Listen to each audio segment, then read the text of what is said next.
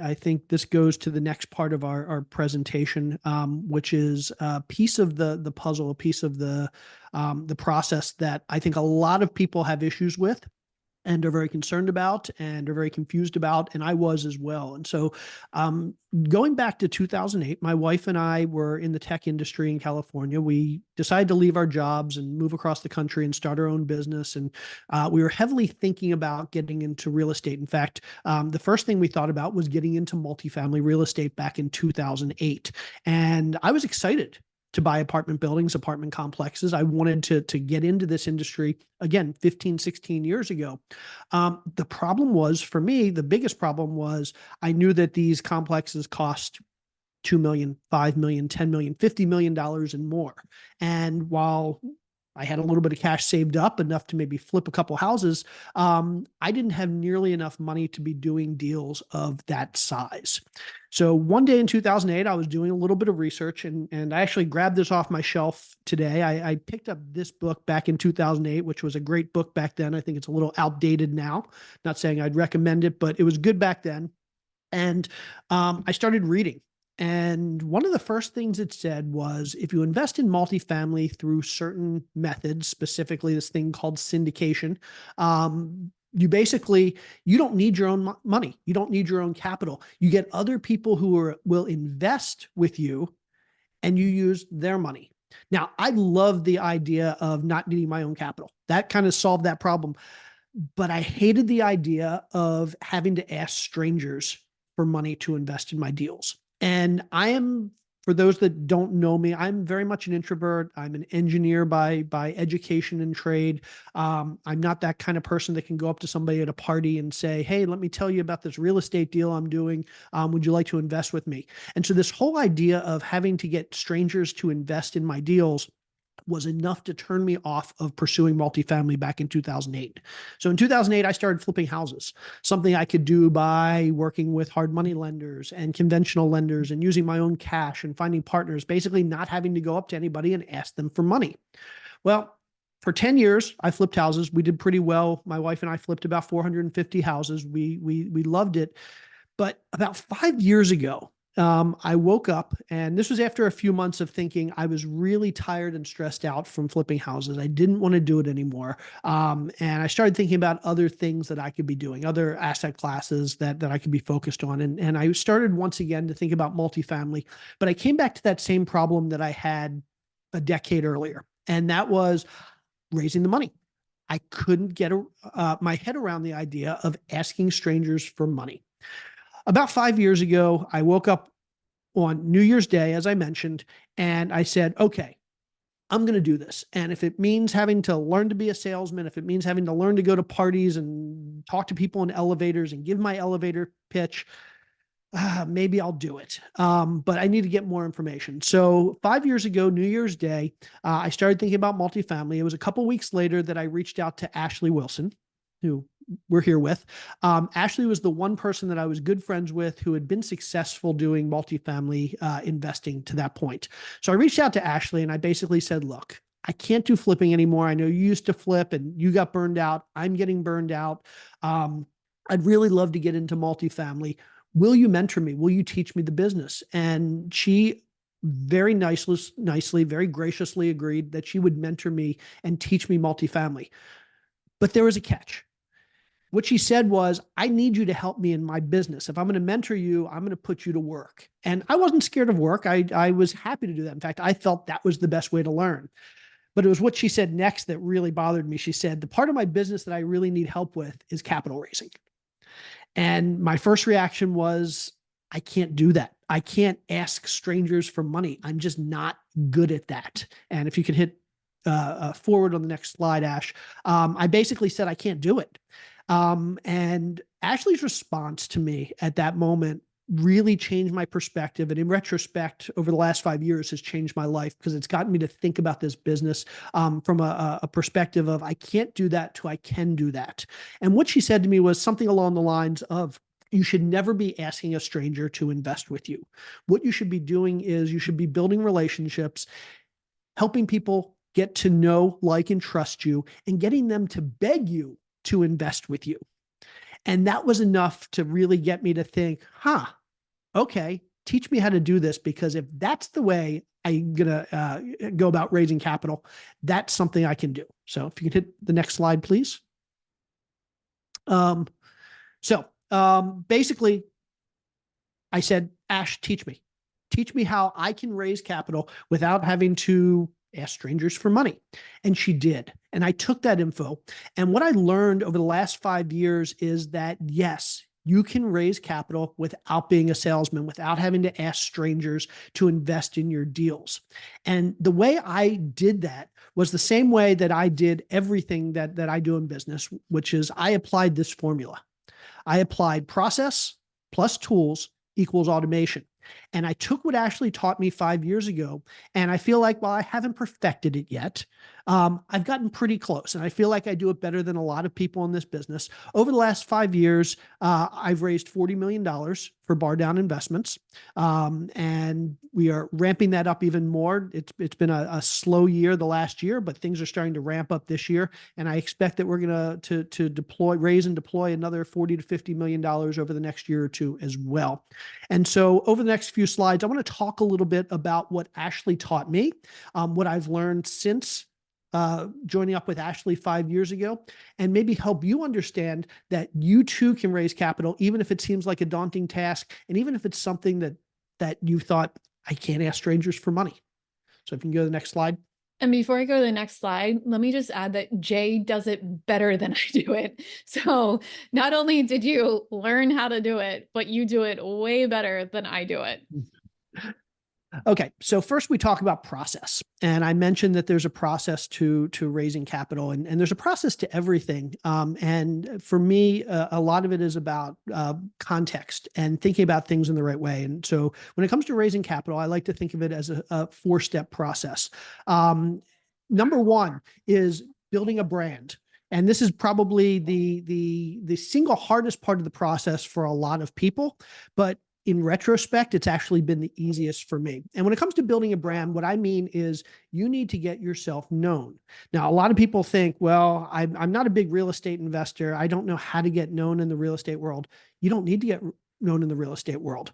Your investors aren't necessarily going to come from the real estate world. In fact, the best investors you're ever going to work with are not other real estate investors.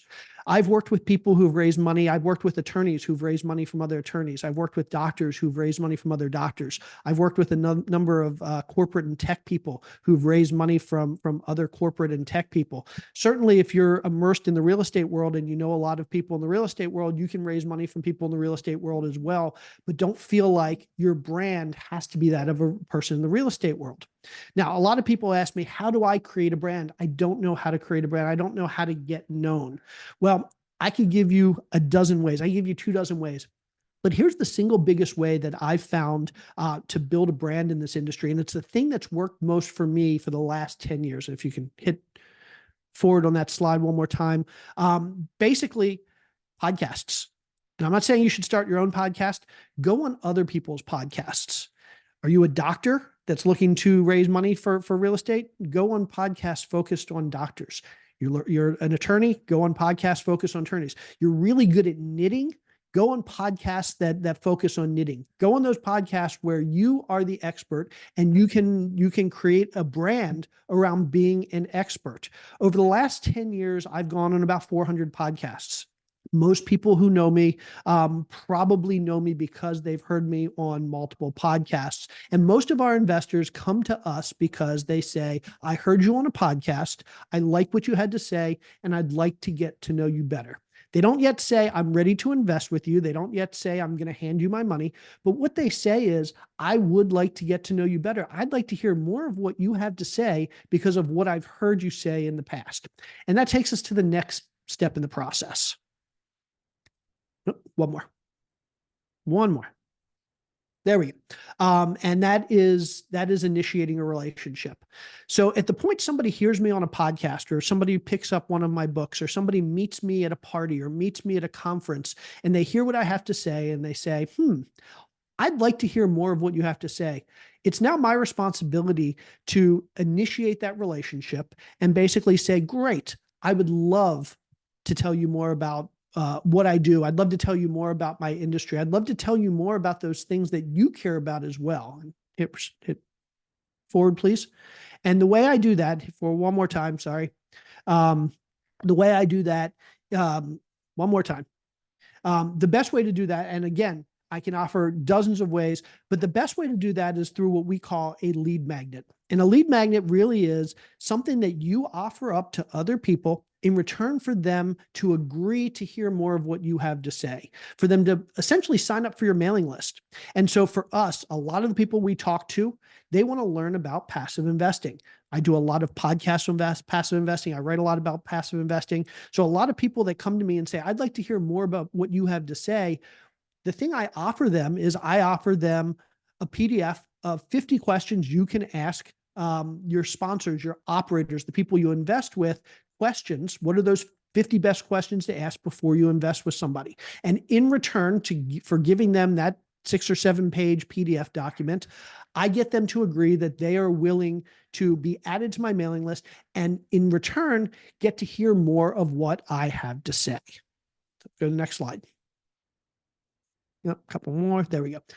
After basically getting them to agree that I want to hear more of what you have to say, it's now my responsibility to build trust. And that's the next piece of the process. And this is the piece of the process that can take weeks, it can take months. In some cases, it can take years. But it's now your responsibility to take those people that have said to you, I want to hear more of what you have to say, and say more to those people, and say enough to those people that they learn to know, like, and trust you. And again, I can offer you dozens of ways to do this, but I have my tried and true way, my favorite way, and you hit forward. That's my newsletter. And so anybody out there that's been listening to me before, anybody that's gone through this process with me and actually initiated a relationship with me, has gotten on our mailing list, has seen my newsletter. Once a week, I send out a newsletter with just thoughts by Jay, stuff I'm thinking about. What I'm really good at and what I really enjoy doing is macroeconomics. So a lot of what I write in my newsletter every week is state of the economy, what's going on in the economy, what can you expect from the economy, along with some links to a few podcasts that I like or podcasts that I've done, along with links to a few articles. And over the years, 60, 70%, I don't remember the exact number. We actually keep all this data, but 60 or 70% of the investors in our deals have come to me and said, I really like what you've written in your newsletter. I've been following you for months, or I've been following you for years. I'd like to hear more about the deals that you have. Basically, building that trust has allowed me to get those people that are following me to start thinking about investing with me. So if you go to the next slide, keep going. Keep going. One more. Keep going. There we go. Sorry.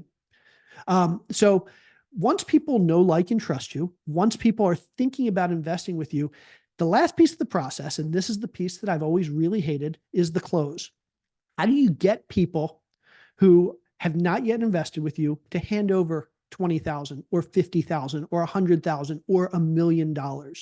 And the answer is, once they know, like, and trust you, all you have to do is tell them about what you're doing. Tell them about the deal you're doing. You never have to ask for money. You never have to ask them to invest with you.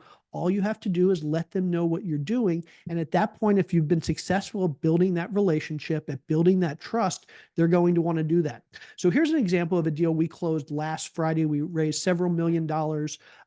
And basically the way I closed that deal was I sent out a Facebook post, and you'll see in the upper left-hand corner a Facebook post of a picture of us at the property, talking about our team. In the lower left-hand corner, this was from another deal, because we didn't do it on this deal, but basically we put together an investor presentation that we could send to people who wanted more information about the deal. In the upper right-hand corner, I sent out a newsletter.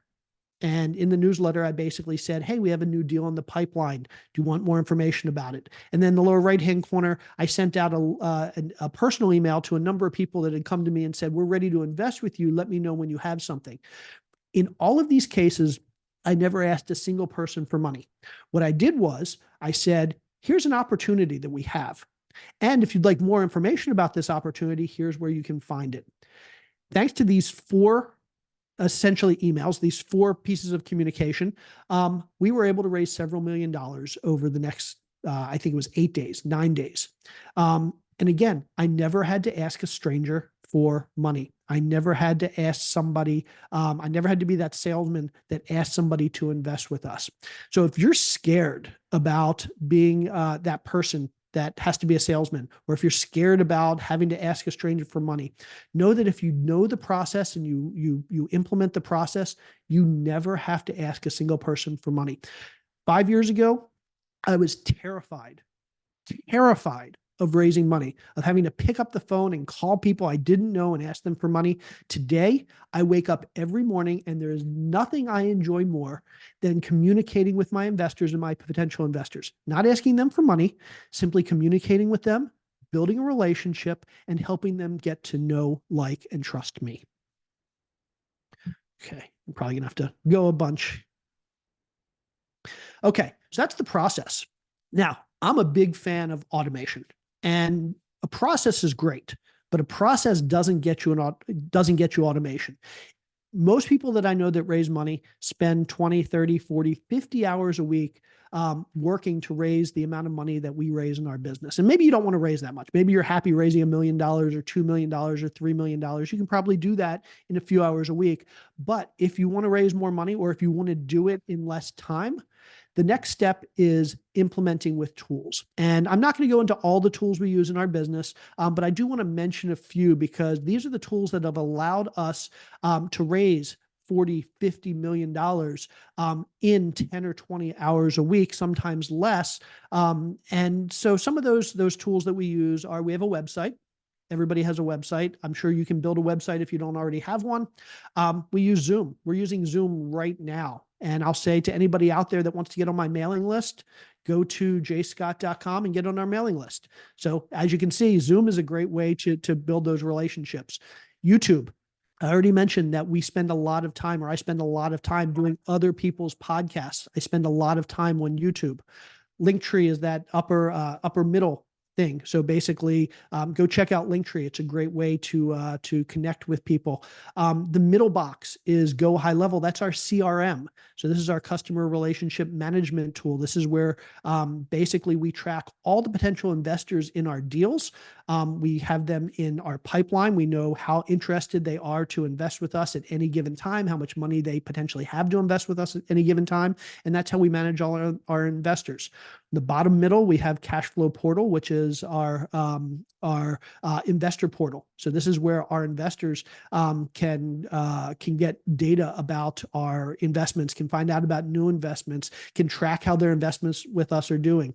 Upper right is Riverside. So we have our own podcast. So a big way that we build our brand is through our podcast. We have a podcast called Drunk Real Estate that we put out once a week, and we use Riverside to do that. Middle right, that's ChatGPT. And I don't have time to talk about ChatGPT today, but what I will say is I'm going to be talking about it a whole lot over the next year, and how we can be using AI to improve our multifamily business.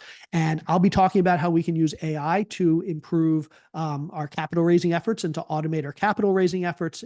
And I've already started doing that, and I've probably cut down the amount of time I spend by probably about a third over the last 6 months, just using AI generative tools.